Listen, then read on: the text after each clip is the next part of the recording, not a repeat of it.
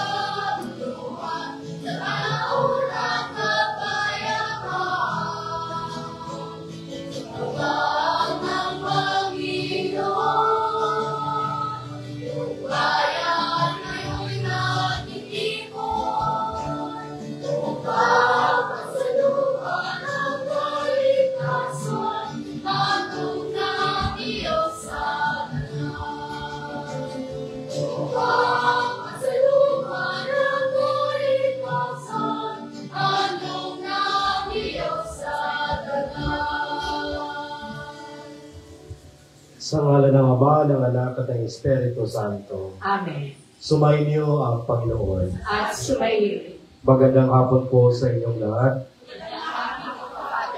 Mga kapatid, aminin natin ang ating mga kasalanan upang tayo maging marapat gumanap sa banal na pagdiriwang. Inaabot ko sa makapangyarihang Diyos at sa inyong mga kapatid na lubha akong nagkasala sa isip, sa salita at sa gawa, at sa aking pagkukulang. Kaya isinasamo ko sa mahal na Birheng Maria, sa lahat ng mga anghel at mga banal, at sa inyong mga kapatid na ako'y panalangin sa Panginoong ating Diyos. Tawaan tayo ng makapangyarihang Diyos, patawarin tayo sa ating mga kasalanan, at patubayan tayo sa buhay na walang hanggan. Amen. Panginoon, kaawaan mo kami. Panginoon, kaawaan mo kami. Kristo, kaawaan mo kami. Kristo, kaawaan mo kami. Panginoon, kaawaan mo kami. Panginoon, kaawaan mo kami. Manalangin tayo. Ama naming makapangyarihan, para mo lang awa kilayo sa amin araw-araw, ang lahat ng mga sumasalungat sa amin at umaandal, upang aming buong katauhan ay magkaroon ng kalayaan, para kusang sundin ang iyong kalooban, sa pamamagitan ni Jesucristo kasama ng Espiritu Santo, magpasa walang hanggan. Amen. Magsiupo na po ang lahat.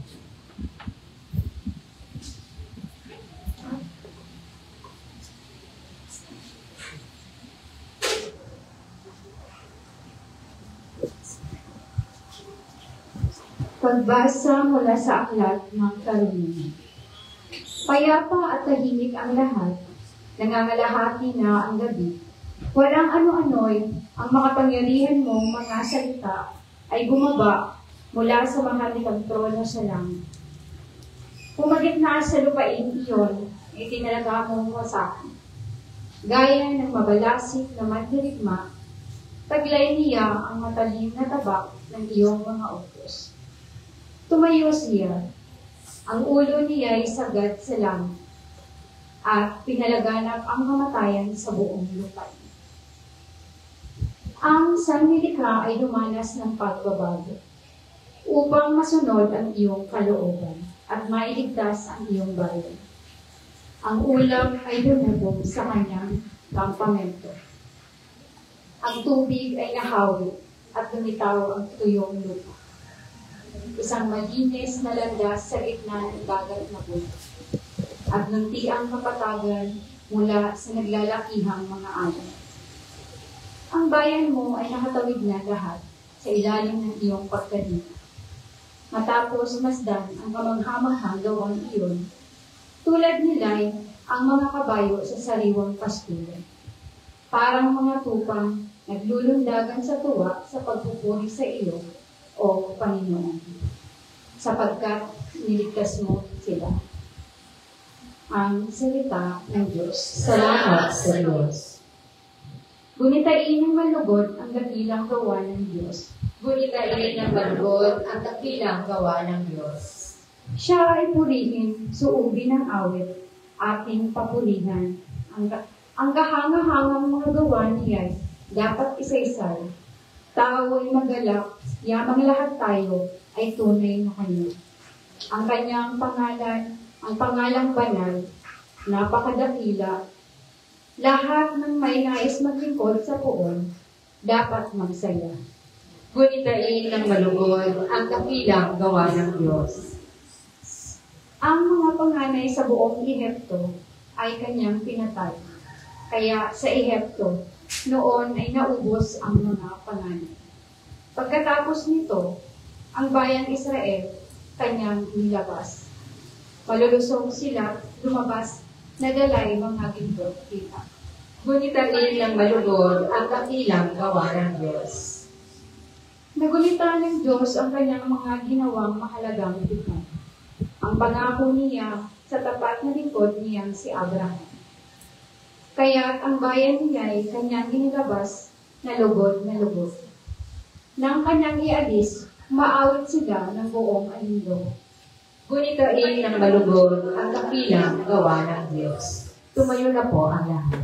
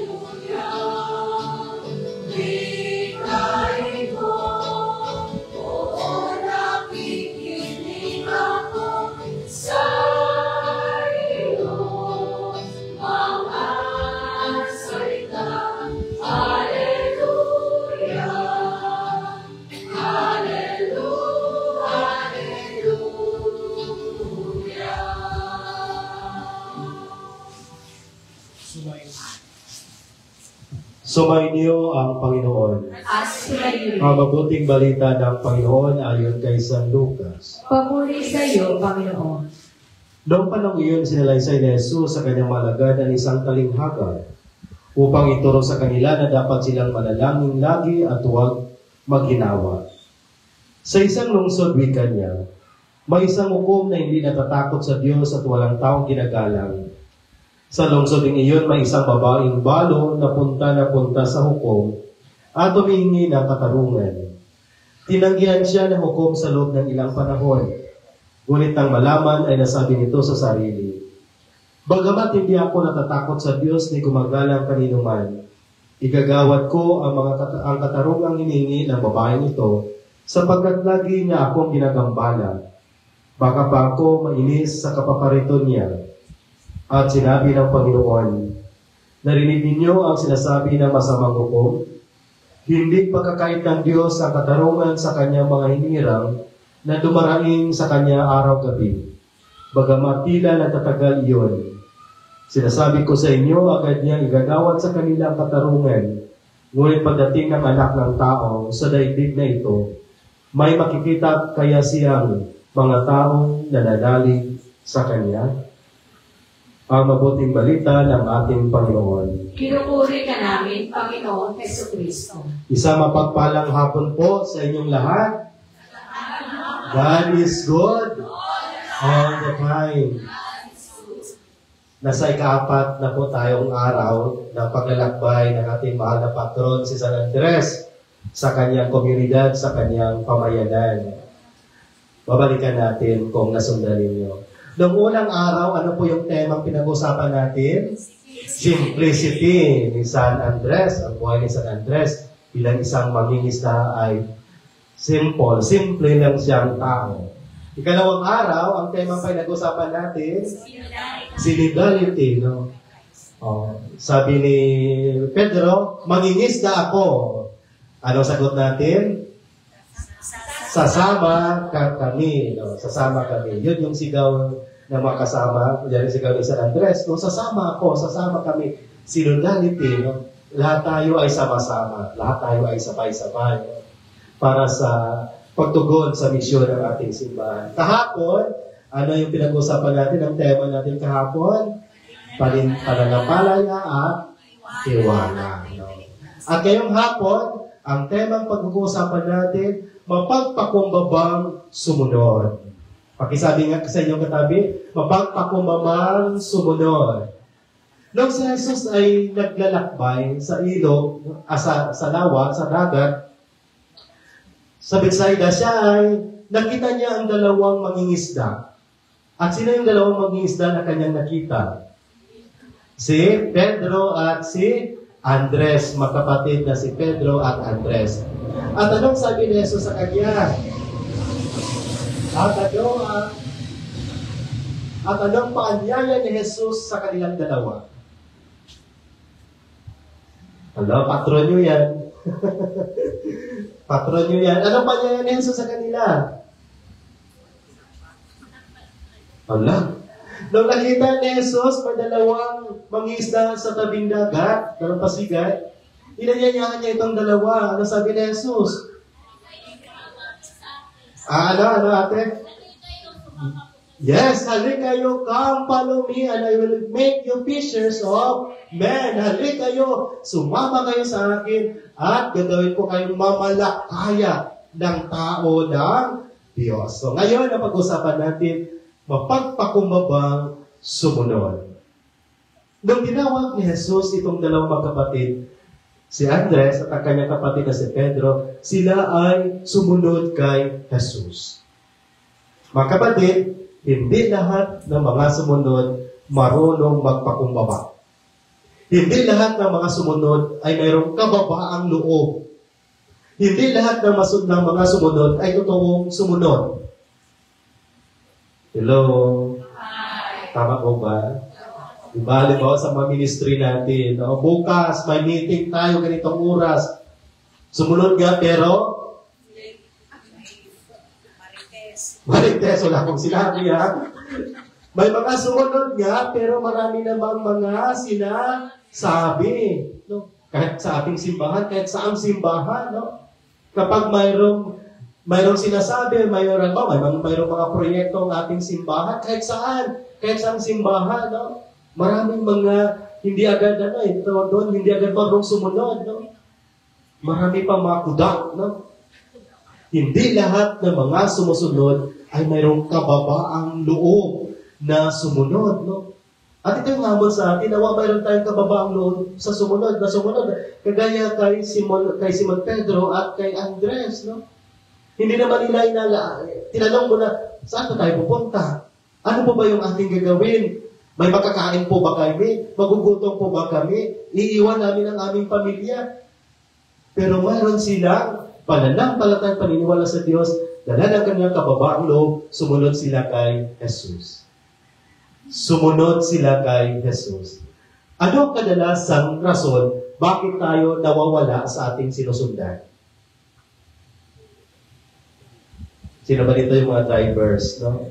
Kapag sabihin, mag-convoy tayo, no? Ano yung rason kung minsan bakit nawawala tayo sa sinasundan natin? Hindi mo nakita yung sinusundan mo, kung minsan kasi hindi ka nakatingin doon sa sinusundan mo.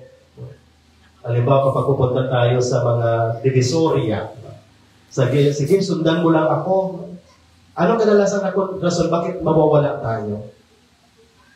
Nawawala tayo sa sinusundan natin. Saan tayo nakatingin?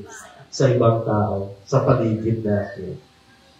Kadalasan, nawawala tayo dahil hindi nakapokus yung ating mga mata sa ating sinusundan. Amen? Maraming mga distraction sa paligid, no? Maraming mga distraction sa makikita natin sa paligid. Yun rin po ang pagsunod kay Jesus. Sabi ni Jesus, isang paanyaya ni Jesus, hindi lamang kay Andres, isang kanyang kapatid, ito rin ay isang paanyaya sa ating lahat. Halik kayo, sumunod kayo sa akin. Ang tanong, nasundan na ba natin siya? Totally? Heartily? Mayroon ka ba ang loob na pagsunod? O baka na-distract tayo sa mga nakikita natin sa paligid, no? Nadidistract tayo sa ating mga attachment sa buhay. Nadidistract tayo sa mga tao makikita natin sa paligid.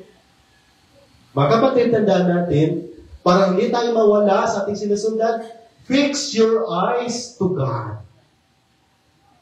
Fix your eyes. Dapat nakasentro ang ating mga mata sa ating sinusundan. Amen? Kasi kapag hindi sentro na mata mo ang Diyos, tiyak mawawala ka. Mawawala ka sa Kanya. Hindi lamang yun. Ikalawa, hindi lamang mata yung ating sentro sa sinusundan natin. Ikalawa, fix your heart to God. Hindi lahat ng nakatingin, nandun ang puso. Amen? Kung minsan kasi, nadideceive tayo ng ating mga senses. Nadideceive tayo ng ating mga mata. Di ba, akala natin siya na, pero mayroon pa palang iba. Wow! Oh, bakit? Tumawag yung dalawa iba eh. Akala ng mata mo siya na, pero ang dikta pala ng puso mo ay iba. No? Ibig sabihin, dapat ang puso ang magdidikta. Ang puso, fix your heart sa Diyos. No? Dahil hindi lahat ng nakikita natin ay totoo. Hindi lahat ng nakikita natin ay totoong sinusundan natin. No? Dapat ang magdidikta ay ang ating mga puso. Fix your eyes, fix your hearts to God. Follow me. Sundan mo ako. Ano ibig sabihin ng sundan mo ako? Ano ibig sabihin ng sundan mo ako? Follow me. Ano ibig sabihin ng sundan mo ako? Be like me. Mayroon tayong natawag doon, exercise na follow what I say, no? Follow what I do, no? Ibig sabihin, sundan mo ako, lahat ng ginagawa ko, susundin mo. Sundan mo ako. Hindi lamang ito yung isang paanyaya na sundan natin siya, ngunit sa ating pagsunod sa Kanya, mayroon tayong dapat gawin. Amen? Para bagang na sumusunod lang tayo sa Kanya, parang zombie lang, na wala tayong ginagawa. Sa pagsunod natin sa Kanya, mayroon tayong dapat gawin. Ano sabi ni Jesus? Come, follow me, and I will make you fishers of men. Hindi piling sumunod lang tayo sa Kanya. Pagdating doon sa dulo, wala tayong ginagawa. Isang paanyaya ng Diyos na mayroong kaakibat na responsibilidad. Hello? Paglilingkod sa loob ng simbahan na hindi lang po parang pang-artista lang, pang-picture-picture lang, pang-post lang sa social media, nalingkod tayo ng simbahan, pero mayroon tayong malalim na responsibilidad at dapat gawin. Amen? Meron tayong dapat gawin. At anong gawin natin? Mamalakaya ng tao ng Diyos. Anong gagawin natin? Mamingwit ng tao ng Diyos. At saan tayo dapat mamingwit? Saan? Hello? Saan tayo mamingwit? Sa loob ng simbahan, sa labas ng simbahan. Di nga. Di ba, mang-recruit tayo ng mga members natin, saan tayo nag-recruit? Mga taong simbahan din. Di ba? Oy, Mare, no, sama ka sa aming ministry. Oy, Mare, dito ka na lang sa aming ministry. Tahong simbahan din. Yun yung sinasabi ni Bishop Ambo David, no? Sabi niya sa amin noon, para bagang namimingwit ka lang sa loob ng aquarium. Namimingwit ka lang ng mga tamas na mga isda na sa loob ng aquarium. Doon tayo mamamalakaya sa labas ng simbahan. Malawak ang karagatan. Lumabas tayo doon. Doon tayo mamingwit. Doon tayo mamamalakaya. Amen? Kasi yan yung rason siguro na bakit hindi dumadami ang mga tao sa loob ng simbahan. Dahil sila lang din nagayayaan. Diba? Kita natin, isang tao, ilang ministry mo. May mother butler, may lector, may collector, may ano pa, na kung pwede na sana maging pari-pari, kung minister, no? Halos lahat na lang sa kanya, no? Marami, malawak ang karagatan. Doon tayo mamingwit, doon tayo mamamalakaya. No? Amen? Isang hamon na mayroong responsibilidad. At paano natin ito gagawin? Sabi ni Jesus, follow me. Sundan mo ako. Be Christ-centered. Ano ba sabihin yun? Ang galaw natin, paano tayo mamumuhay, paano tayo magsalita, makikita si Kristo sa ating ginagawa. Yun yung follow me. Sundan mo ako. Maging agent tayo ni Jesus. Kung agent ka ng sabon, anong binibenta mo? Pili ka bang agent ng sabon, binibenta mo, isda. Kung ano binibenta mo, yun rin yung kung agent ka ng sabon, hindi binibenta mo, sabon din. Kung agent ka ni Lord, sino binibenta mo? Si Lord din. Ang product mo, si Lord din. Ibig sabihin, makikita sa iyong ginagawa. Makita sa iyong pang-araw-araw na pamumuhay. Ang problema lang kasi sa panahon natin ngayon, makikita lang tayong Kristiyano kung nasa loob tayo ng simbahan. Pagkapatid, tandaan natin, ang totoong misyon, nagsisimula pa lang paglabas natin ng pintuan ng ating simbahan. Ang misyon ay wala sa loob ng simbahan, nasa labas ng simbahan. Nawa mga kapatid, sa pagpapatuloy natin itong banal na misa, ito isang pagninilay natin na mahugutan natin ng pundasyon ang tugon ni San Andres at ang kanyang kapatid ni San Pedro, ang panyaya ng Diyos na sumama sa kanya. Nawa tayo rin, kasama ang ating mga patron na si San Andres, nawa firm din tayo sa ating pagsagot, sasama kami. Firm din tayo sa ating pagtugon sa panawagan ng Diyos bilang mamamalakaya ng tao ng Diyos. Malawak ang karagatan, malawak ang misyon, ngunit ay nakasalanay sa ating mga kamay sa pagtugon natin sa panawagan ng Diyos. Nawa, mayroon tayo mapagpakumbabang sumunod. Marunong tayo mapagpakumbabang sumunod sa ating Panginoon, sa kanyang paanyaya bilang mga mamamalakaya ng tao ng Diyos. Amen. Magsitayo pa mo. Manalangin tayo ng walang upay at huwag mawala ng pag-asa sapagkat ibinibigay ng Diyos ang katarungan sa kanyang mga hinirang na tumatawag sa kanya sa araw at gabi. Pinapalakas ang ating loob ng katarungan ito ng ating Panginoon. Lumapit tayo sa Ama, dala ang ating mga pangangailangan. Ang ating tutugon, Panginoon, dinggin mo ang aming panalangin. Panginoon, dinggin mo ang aming panalangin. Ang simbahan sa pamamagitan ng kanyang mga lingkod naway maging masigasig sa gitna ng mga pagsubok at pagdurusa at huwag mawalan ng tiwala sa pagpapahayag ng Ebanghelyo. Nanalangin tayo sa Panginoon. Panginoon, dinggin mo ang aming panalangin. Ang mga pinanghihinaan ng loob at nagutuksong sumuko na sa pagsusumikap na mamuhay ng mabuti naway makatagpo ng bagong lakas sa pagpagalampalataya sa Diyos. Nanalangin tayo sa Panginoon. Panginoon, dinggin mo ang aming panalangin.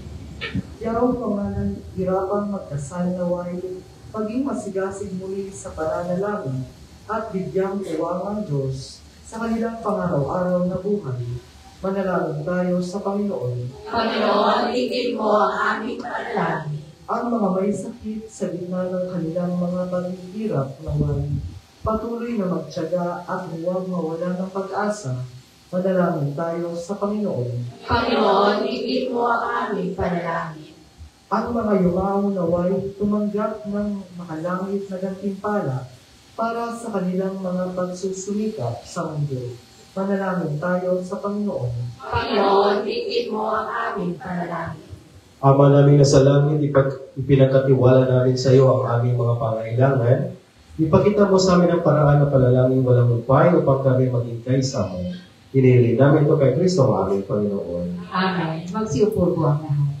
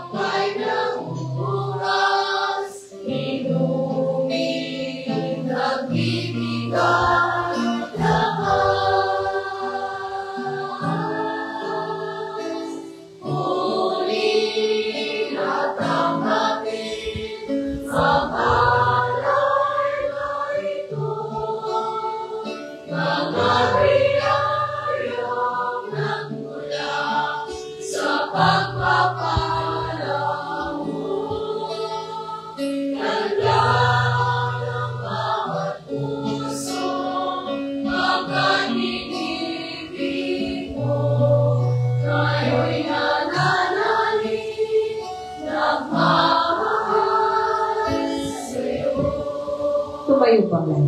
Manalangin kayo mga kapatid upang paghahain natin ay kalugan ng Diyos sa mga makapangyarihan. Tanggapin nawa ng Panginoon itong paghahain sa iyong mga kamay, sa kapurihan niyang karangalan, sa ating kapakinabangan, at sa buong sambayanan niyang banal. Ama namin lumikha, kalugan mo paghahain ng mga natitipon dito upang aming ginaganap na pag-aalay ng sarili ng anak mo ay aming pakinabangan sa kanyang pamamagitan kasama ng Espiritu Santo, magpasa walang hanggan. Amen. Sumayin niyo ang Panginoon. At sumayin. Ika sa Diyos sa inyong puso at diwa. Itinaas na namin sa Panginoon. Pasalamatan natin ang Panginoong ating Diyos. Marapat na siya ay pasalamatan. Ama namin makapangyarihan bilang marapat na ikaw ay aming pasalamatan. Sa iyong paglingap at kagandang loob ang tayo ni Kamot pinapangasiwa sa San Sinopo. Sangad mong sa iwas ng lubos sa pinatusan mo sa kanyang pagkalikod. Sa iyong pagliliw iyong pinapalintulot na makabalik siya sa pamamagitan ni Kristo Jesus. Kaya kayo isa na mga na nagsisiawit ang papuri sa iyo, na walang upay sa kalangitan, kami nagbubuli sa iyong kadakilaan.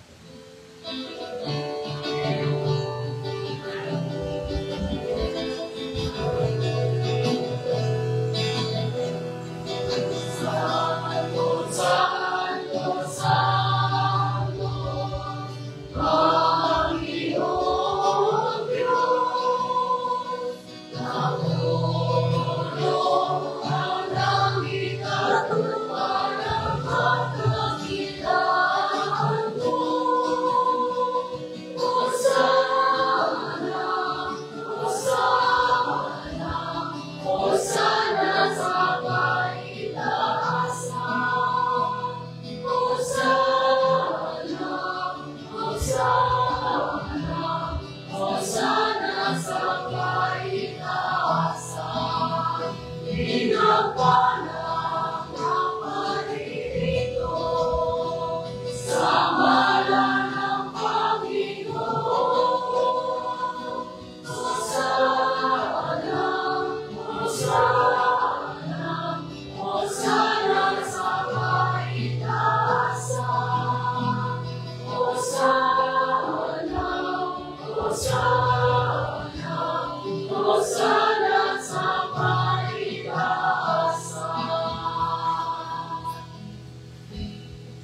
Ama naming banal, ikaw ang bukal ng tinatabadanan, kaya sa pamagitan ng Espiritu namin mo banal ang kaloob na ito, upang para sa amin maging katawan at tugo ng aming Panginoong Yesu Cristo.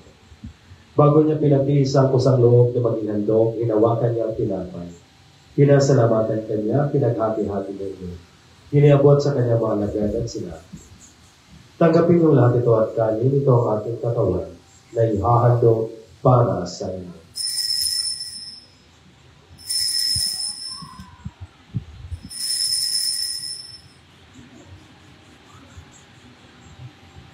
Gayong ginawa nung matapos ang hapunan, hinawakan niya ang kalis, muli kanyang pinasalamatan. Iniabot niya ang kalis sa kanyang mga alagad at sinabi, tanggapin yung lahat ito at inumin itong kalis sa aking dugo, ng bago at ng walang hanggang tipan. Ang aking dugo na ibubuhos para sa inyo at para sa lahat, sa ikapagpapatawad ng mga kasalanan. Gawin niyo ito sa pag-alala sa akin.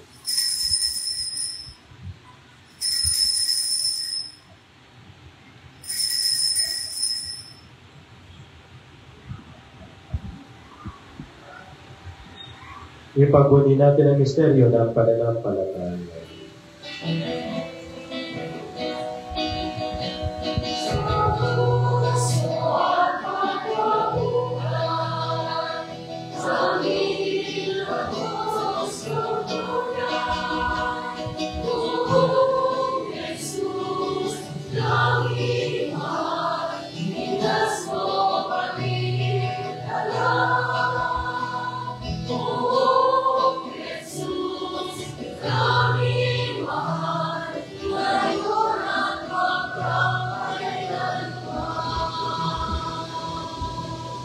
Habang ginagawa namin ngayon ang pag-alala sa pagkamatay at muling pagkabuhay ng iyong anak, kaya tinialay namin sa iyong tinapay na nagbibigay buhay at ang kalis na nakakaloob ng kaligtasan. Kami na papasalamat na kami yung minarapat na tumayo sa harap mo para maglingkod sa iyo. Isinasamo namin kami magsasalo-salo sa katawan at tugon ni Kristo ay mabuklod sa pagkakaisa sa pamamagitan ng Espiritu Santo. Ama, lingapin mo ang iyong simbahang laganap sa buong daigdig.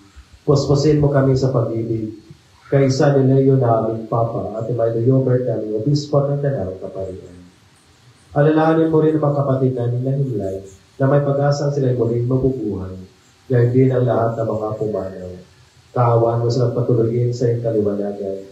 Kaawaan mo kayo nabating kaming lahat na makasalo sa iyong buhay na walang wakas. Kaisa ng mahal na Birheng Maria na ina ng Diyos, kaisa ng mga apostol at ang lahat ng mga banal, na nabuhay dito sa daigdig ng kalugod-lugod sa iyo. May pagdiwang nawa namin ang papupuri sa ikakarangal mo sa pamamagitan ng iyong anak na aming Panginoong Yesu Cristo.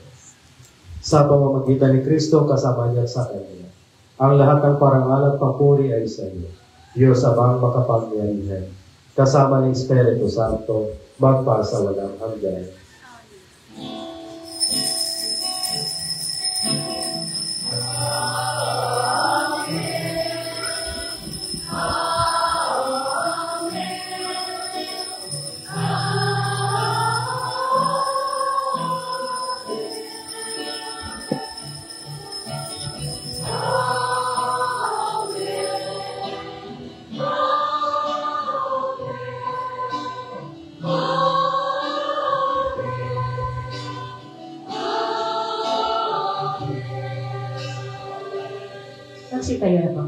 Sa tagubilin ng mga nakakagaling na utos sa turo ni Jesus na Panginoon natin at Diyos, ipahayag natin ang lakas loob.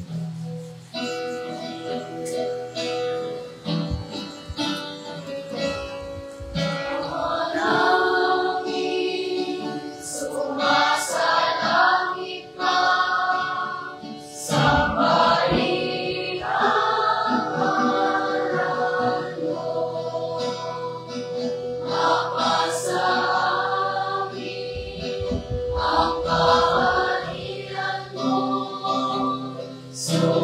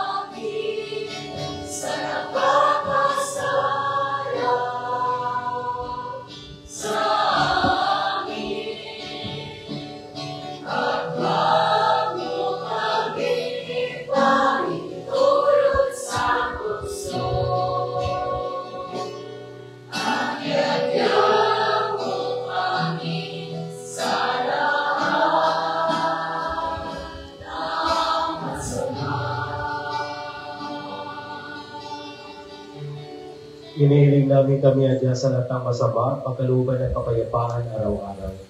Iligtas sa kasalanan at ilayo sa lahat ng kapahamakan. Samantalang aming pinananabigan ang nagilang araw ng pagpapahayag na tagapagligtas namin si Yesu Cristo.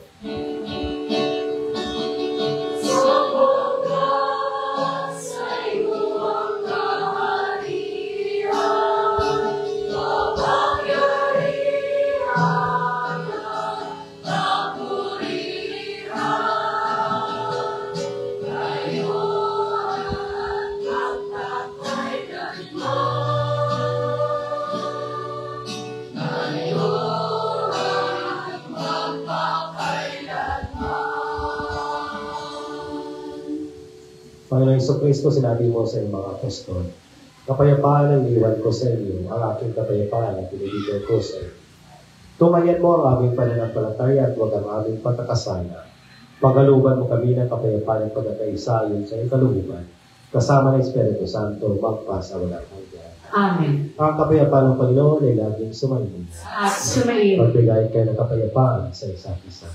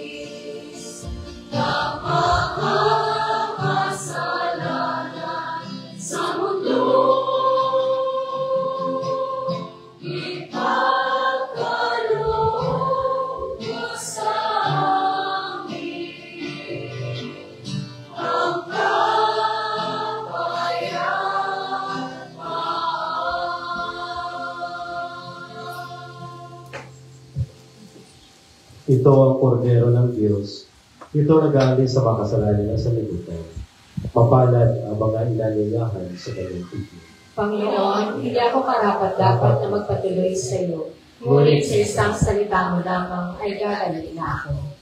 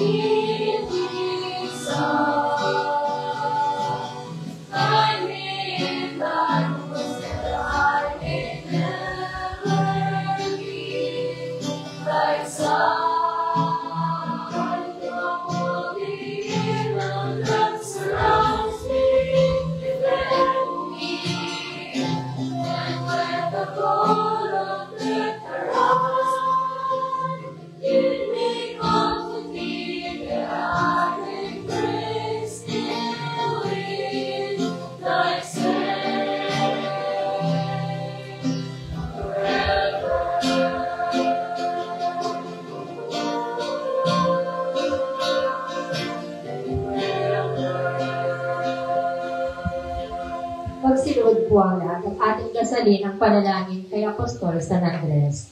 O maluwalhating Apostol San Andres, ikaw ang unang nakakilala at sumunod kay Kristo, ang kordero ng Diyos. Kasama si San Juan, matapat mong sinamahan si Jesus sa kanyang misyon dito sa mundo. Ikaw rin ang naghikayat sa iyong kapatid na si San Pedro upang maging tagasunod ni Jesus. Sa iyong pamamagitan, buong puso ginawa naming masundan si Jesus at ang kanyang mga turo. Turuan mo kaming mag-akay ng aming kapwa tungo kay Kristo, nang aming siyang sama-samang ibigin at paglingkuran.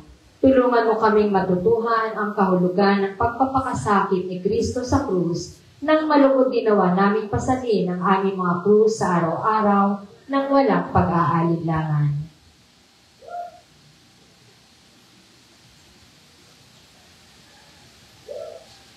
Ama naming makapangyarihan, kami nakikiusap na iyong kaunlakan. Sa hiling namin kami laging idalangin sa iyong harapan ni Apostol San Andres na nangaral at nangasiwa sa iyong sambayanan. Sa pamamagitan ni Jesucristo, kasama ng Espiritu Santo, magpa sa walang hanggan. Amen. Apostol San Andres, magsitayo na po ang lahat.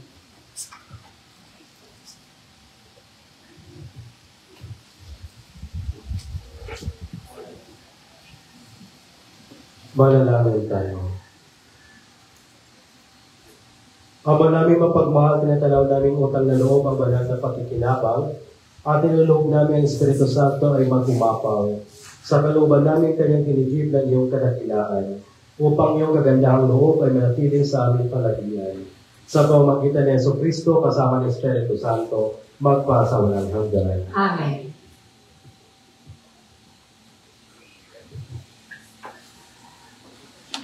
Sa ngalan po ni Ate Ayla, nagkasakit na rin. Opo. Maraming salamat po sa malugod at mainit na pagtanggap kay San Andres, ang ating apostol, ang ating patron. Maraming salamat po. At reminder lang po para bukas, 2:30 mamamaalam, 3 p.m. maghahatid patungo sa Kislap sa kawan ni Our Lady of the Poor. At maraming salamat po, Father Juans, sa ika-4 na araw ng pagsama at pagbibigay sa amin ng misa. Salamat po ng marami. At sana po gumaling na rin kayo. Maraming salamat po sa inyo lahat. Pinapasalamatan rin po natin ang komunidad na chapel na ito. San Agustin, maraming salamat na yung nagatid kanina ang Holy Family, maraming salamat. At sa inyong lahat na nandito, maraming salamat. Mag-start po tayo. Sabayin niyo ang Panginoon at pagpalain kayo ng makapangyarihang Diyos, Ama, Anak, at Espiritu Santo. Amen. Tapos sa manal na misa, humain tayong mapayapa. Salamat sa Diyos.